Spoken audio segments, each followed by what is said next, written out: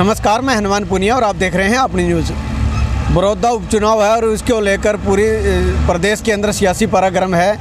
ऐसे में भारतीय जनता पार्टी की तरफ से भी यहाँ के जो लोग हैं, जो जनता है, उनको लुभाने के लिए पूरे प्रयास किए जा रहे हैं। कल प्रदेश के मुख्यमंत्री मनोहर लाल खट्टर ग्रामीण दौरे पे थे और इस दौरान उन्होंने जो किसानों के सामने जो समस्या आ रही है, फ़िलहाल जो MSP पे धान की फसल नहीं बिक पा रही है, ऐसे में यहाँ पर चाहे ये एक चुनावी स्टंट हो या फिर कोई और मंशा हो, लेकिन यहाँ पर 2 दिन के लिए उन किसानों को जिन्होंने अपनी फसल का रजिस्ट्रेशन करवा रखा था, विशेष तौर पर धान की फसल का, उनका अगर उन्होंने टोकन नहीं भी कटवाया है तो भी वो अपनी धान की फसल बेच सकते हैं। और ऐसा 2 दिन के लिए ऐसा ऐलान किया गया है कि 2 दिन में ऐसे किसान वो अपनी फसल बेच सकते हैं। तो जैसे ही इसका पूरे लोगों को पता लगा तो उसके बाद यहाँ के क्या हालात हुए हैं वो आप देख सकते हैं। ये जो आप पीछे देख सकते हैं, ये जो इतनी लंबी लाइन लगी हुई है, इस लाइन लगने का कारण जो सिर्फ़ और सिर्फ वो यही है कि धान की फसल है वो पहले MSP के रेट पर बहुत कम बिक रही थी। ऐसे में किसान अपने घरों में धान की फसल घरों में ही रखे हुए थे।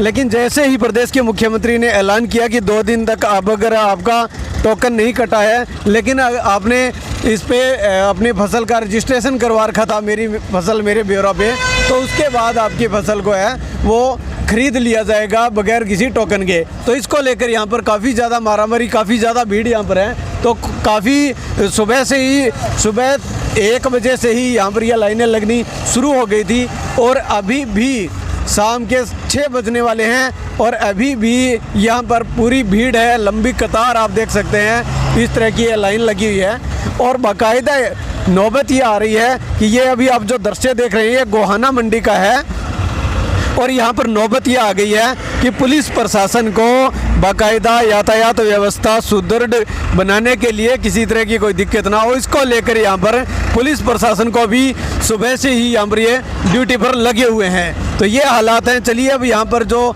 लोग हैं, जो किसान आए हुए हैं, उनसे हम बात करने का प्रयास करते हैं। आखिर इतनी भीड़ उन्होंने क्यों की है और क्या इनको दिक्कत आ रही है। तो कहाँ से आ रहे हैं, कौन सा गाँव है? देवीपुरा। तो इतनी भीड़ क्यों लग रही है आज? भीड़ तो तड़के मैं 5 बजे ला गया था लाइन में। अच्छा। राह इतने नहीं मिलिया, मैं तो उल्टी दवा घर खड़ी कर ली, ई ले आया हूँ दोबारा ले आया हूँ। रास्ता ही नहीं मिला, रैली खाली करनी थी, बिहारी लाग रही खेत में गाड़ ने गिरी क्या मैं गल है, दुखी हो गए, गणे तंग हो गया, तो सारे काम तो खाली बैठे नु। तो सरकार तो कह रही है किसान को कोई दिक्कत ही नहीं होने देंगे। दिक्कत हो क्यों नहीं रही, खाली नहीं हो रही ट्रेली, माल क्या मिला उठा के खेत मत है, दिक्कत हो रही है। तो जब खाली ट्रेली नहीं होगी तो माल क्या वहाँ होगा। बिहारी उड़ा बाट देकर खेत में ले आओ, बाबू जी ट्रेली ले आओ, कितना ले आओ ट्रेली, जब खाली नहीं हुई तड़के के तंग हो रहे हैं। भाई साहब जाम में फंस रहे हैं, तड़के के 5 बजे सुबह 5 बजे 1 बजे मंडी में खाली हुई है ट्रेली। बहुत परेशानी है। तो इतनी भीड़ क्यों है आज? ज़्यादा धान आ रहा है भैया। क्या वजह हुई है ये ज़्यादा आने की? यह हुआ इलेक्शन के बाद भाग हटा देंगे। इस वजह से जमींदार ज़्यादा आ गए। कौन सा धान लेके आ रहे हैं? 17-18। इस वजह से ज़्यादा धान आया भैया। कहाँ से आए हो आप? मदीने ताए। हाँ, तो ये इतनी भीड़ क्यों लग रही है आज? इतनी भीड़ गई है, लक्सरी गाड़ी सारी आड़े रोड़ा आटे हैं, ये लुहारी हैं जाम है। अच्छा। और कब क्या आए हुए आप? हम 11 बजे गया रहे। हाँ। अच्छा। और क्या नाम है और कहाँ से आए हैं? धर्मेंद्र नाम है, तिया डमलिक से आए हैं। तो यहाँ इतनी भीड़ आज ही क्यों लगी है इतनी ज़्यादा? इलेक्शन के कारण है। कैसे? इलेक्शन के कारण उन्होंने जो बाजरे खरीदी तब एक दिन मैसेज कर दिए, इस कारण इतनी भीड़ लगी हुई है। और बाजरे का बुरा हाल कर दिया, मतलब एक दिन हमारे किसान के पास 80 कुंटल बाजरा है, 40 कुंटल ले रहे हैं। उस चुनाव के कारण एकदम मैसेज कर दिया सभी किसानों को इनने, इस कारण लंबी भीड़ लगी हुई है। धान भी लेके आ रहे हैं किसान? धान भी खूब लेकर आ रहे हैं। 15-16 से बिकते हैं। बुरा हाल कर दिया किसानों को। कहाँ से आ रहे हो आप? रंडाना से।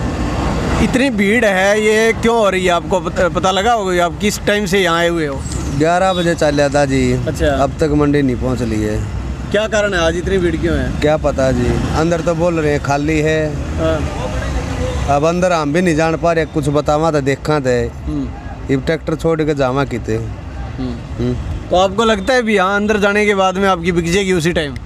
नहीं, ये तो अब मेरा ख्याल है 4 बजे गेट बतावा बंद कर दिया करें। अच्छा, अब नहीं होगा शायद। यहाँ पर किसान काफ़ी संख्या में आए हुए हैं और अपने ट्रैक्टर रैली लेकर आए हैं। ऐसे में यहाँ पर यातायात व्यवस्था को दुरुस्त बनाए रखने के लिए पुलिस प्रशासन भी जुटा हुआ है। तो पुलिस के अधिकारी हैं वो हमारे साथ, उनसे हम बात करते हैं। आनंद सिंह जी, क्या कहना है, इतनी भीड़ आज क्यों हुई है, क्या मानते हैं आप? ये जो भीड़ है ये आसपास के लोग नहीं है, ये दूर दूर तक के आए हुए हैं।